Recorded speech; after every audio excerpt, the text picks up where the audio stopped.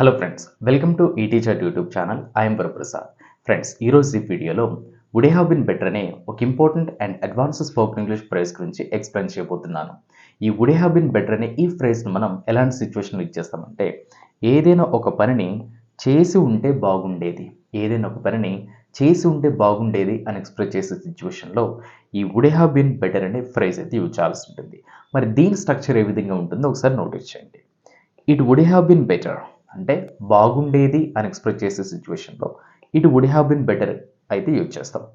And if past perfect అంటే ఏదైనా ఒక పనిని చేసి ఉంటే అని తెలిపే సందర్భంలో if conditional statement along with past perfect tense అయితే యూజ్ చేయాల్సి ఉంటుంది. And it would have been better అంటే బాగుండేది అని తెలిపే సందర్భంలో it would have been better అయితే యూజ్ చేయాలి. ఓకే ఫ్రెండ్స్, ఇప్పుడు మనం ఫ్యూ ఎగ్జాంపుల్స్లోకి వెళ్ళినట్లయితే మనకి ఈ కాన్సెప్ట్ మీద కంప్లీట్ అవేర్నెస్ అయితే వస్తుంది. All right, number 1 example. అతను వారిని అడిగి ఉంటే బాగుండేది. అతను వారిని అడిగి ఉంటే బాగుండేది. సో ఫ్రెండ్స్, ఈ స్టేట్మెంట్ మీరు నోటీస్ చేసినట్లయితే అతను వారిని అడిగి ఉంటే అంటే ఏదైనా ఒక పని చేసి ఉంటే బాగుండేది. సో ఇలా బాగుండేది అనేదానికి మనం it would have been better అని యూజ్ చేయాల్సి ఉంటుంది. అతను వారిని అడిగి ఉంటే అనేదానికి if plus past perfect tense అయితే యూజ్ చేయాల్సి ఉంటుంది. మరి దీన్ని ఇంగ్లీష్లో అతను వారిని అడిగి ఉంటే బాగుండేది.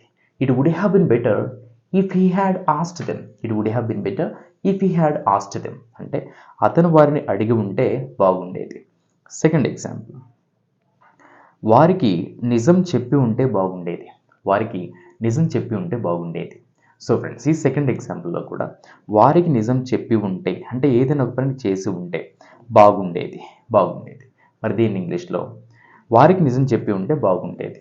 It would have been better they had been informed the truth or they had been told the truth అంటే వారికి నిజం చెప్పి ఉంటే బాగుండేది.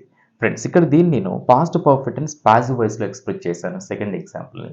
The reason behind that if you notice here first example and second example clearly అతను వారిని అడిగి ఉంటే. సో ఈ స్టేట్మెంట్లో అతను అనేవారు సబ్జెక్ట్ అవుతారు కాబట్టి మనం దీన్ని యాక్టివ్ వాయిస్లో ఎక్స్ప్రెస్ చేయాలి. Whereas if you notice the second example వారికి నిజం చెప్పి ఉంటే అంటే వారికి నిజం చెప్పి ఉంటే అంటున్నాం, కానీ ఎవరు చెప్పి ఉంటే ఆ నిజం చెప్పేటటువంటి సబ్జెక్ట్ని ఎవరో ఇక్కడ మనం మెన్షన్ చేయట్లేదు కాబట్టి all these kind of examples are to be expressed in passive voice. So it would have been better if they had been told the truth. Third example. అతను తొందరగా వచ్చి ఉంటే బాగుండేది. అతను త్వరగా లేదా తొందరగా వచ్చి ఉంటే బాగుండేది. మరి దీని ఇంగ్లీష్లో it would have been better if he had come earlier. It would have been better if he had come earlier అంటే అతను తొందరగా వచ్చి ఉంటే బాగుండేది. Fourth example.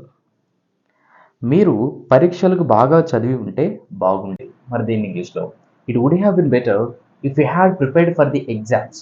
If you had prepared for the exams better అంటే మీరు పరీక్షలకు బాగా చదివి ఉంటే బాగుండేది. Last example. మనం వారి మాట విని ఉంటే బాగుండేది.